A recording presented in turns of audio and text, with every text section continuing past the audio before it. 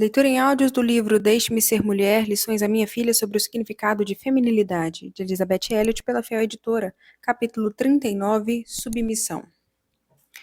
Simplesmente não suporto a ideia de ser um capacho, disse Jo quando tentei falar com ela sobre o princípio bíblico de governo e submissão. Ela está prestes a se divorciar, pois está determinada a encontrar a liberdade, e seu casamento, diz ela, não é um negócio meio a meio como ela acha que deveria ser. Ela foi ludibriada pela afirmação de que qualquer tipo de submissão é escravidão. Sim, muitos males têm sido cometidos na sociedade. Sim, concordo que os homens não devem oprimir uns aos outros. Sim, é verdade que alguns homens têm tratado as mulheres como capachos. Não, um marido não recebe a ordem de ser dominador, tampouco a esposa de ser servil. Tem havido muitas formas de escravidão humana, e o cristão deve ser o primeiro a deplorá-las e corrigi-las. Jesus veio para libertar cativos. Mas submissão à autoridade dada por Deus não é cativeiro. Quisera eu ter conseguido ajudar Jo a enxergar isso. Mas, quando perguntei o que ela achava que deveria distinguir um casamento cristão de todos os demais, ela respondeu: igualdade. A igualdade é, por um lado, uma impossibilidade humana no casamento. Quem está em posição de dividir todas as tarefas de acordo com preferência ou competência? Se eu gosto, faço, disse Jo. E sou eu quem deveria fazê-lo.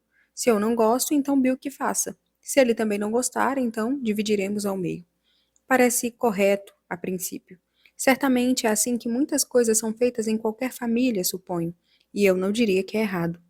Mas acaso existe uma família verdadeiramente feliz, cujos membros fazem apenas o que gostam e nunca fazem com alegria algo de que não gostam? É uma visão ingênua da natureza humana presumir que dois iguais possam revezar-se entre liderar e ser liderados, e possam, por serem maduros, viver sem hierarquia. O bom senso tem ensinado às mulheres em todas as sociedades e em todas as eras que o cuidado do lar depende delas. Os homens têm sido os provedores. Certamente, há circunstâncias em nossa complexa sociedade moderna que exigem adaptações. Conheço muitas esposas de seminaristas que precisam trabalhar para pagar as mensalidades do marido e as compras no supermercado. Obviamente, os maridos precisam fazer parte das tarefas domésticas e do cuidado dos filhos. Esse é um expediente temporário e a maioria deles, maridos e esposas, anseia pelo dia em que as coisas voltarão ao normal. Se nos tornamos tão maduras e de mente aberta, tão flexíveis e liberadas, a ponto de os mandamentos bíblicos dirigidos às esposas, ajustem-se, submetam-se, sujeitem-se, perderem seu significado, se a palavra cabeça já não carrega mais qualquer conotação de autoridade e hierarquia e passou a significar tirania, então afogamo-nos na torrente da ideologia da liberação.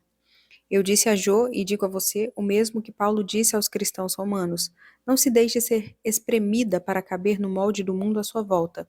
Em vez disso, deixe Deus remodelar sua mente de dentro para fora. Romanos 12:2, paráfrase. Deus deseja que sejamos plenas, seguras e fortes. E uma das maneiras de encontrarmos essa plenitude, essa segurança e essa força é nos submetermos às autoridades que Ele colocou sobre nós. A questão da autoridade política, a qual a Bíblia também diz que devemos nos submeter, torna-se extremamente complicada e dolorosa para alguns.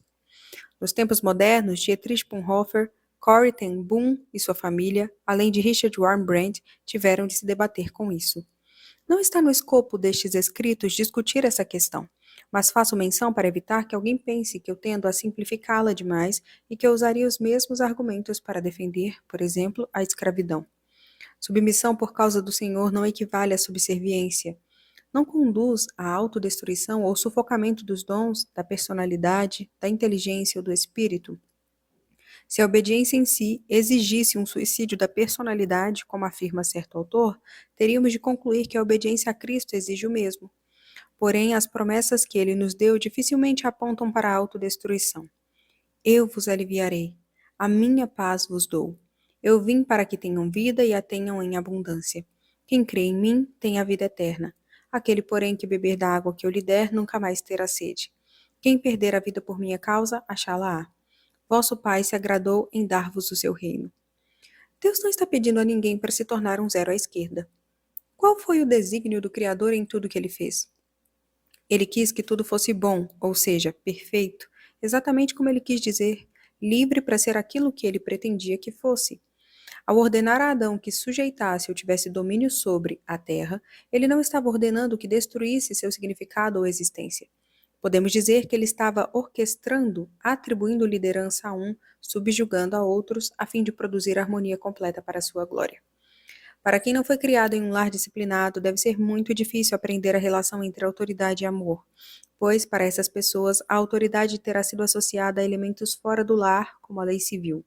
Nós, porém, temos um Deus amoroso que organizou tudo não apenas para o nosso melhor interesse, nem sempre estamos desejosas de receber o que é para o nosso próprio bem, mas para a liberdade e para a alegria. Quando Deus criou Eva, foi porque, sem ela, o jardim do Éden teria sido uma prisão de solidão para Adão. Não era bom que ele estivesse só, e foi para libertá-lo daquela prisão e lhe trazer liberdade e alegria que Deus lhe deu uma mulher. A liberdade e a alegria de Eva deveriam consistir em ser o complemento de Adão. Quando Paulo fala da submissão feminina, baseia seu argumento na ordem da criação. A mulher foi criada do homem e para o homem. Naturalmente, segue-se que ela teve de ser criada após o homem. A posição cronológica secundária da mulher não necessariamente prova, a despeito do que dizem Richard Hooker e outros, uma inteligência inferior. Mas quem descarta a possibilidade de haver diferença de dons intelectuais entre homem e mulher não está levando em consideração todos os dados. Há algumas estatísticas intrigantes que indicam razões biológicas para essas diferenças. Homens parecem mais bem equipados para lidar com abstrações de alto nível.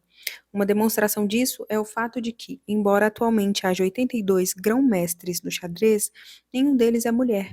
Dos 500 maiores jogadores de xadrez da história, nenhum deles foi mulher, embora milhares de mulheres, principalmente na União Soviética, joguem xadrez.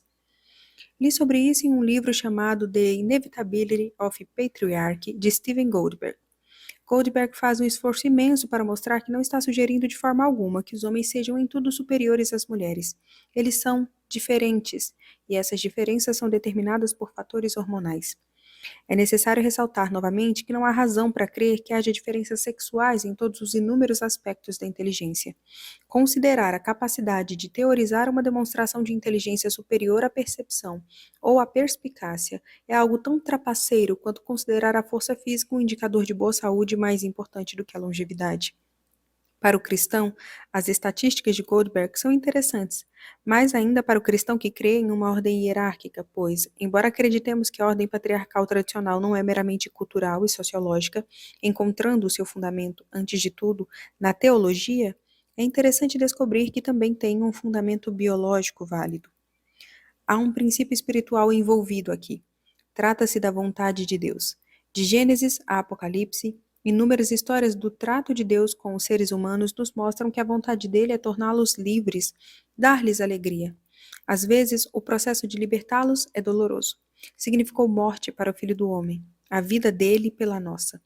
Ele não veio para condenar, nem para prender ou para escravizar. Ele veio para dar vida. E é a vontade de Deus que a mulher seja submissa ao homem no casamento. O casamento é usado no Antigo Testamento para expressar a relação entre Deus e seu povo da aliança, e no Novo Testamento entre Cristo e a Igreja. Nenhum esforço para acompanhar os tempos e para se conformar aos movimentos sociais modernos ou aos cultos da personalidade nos autoriza a inverter essa ordem.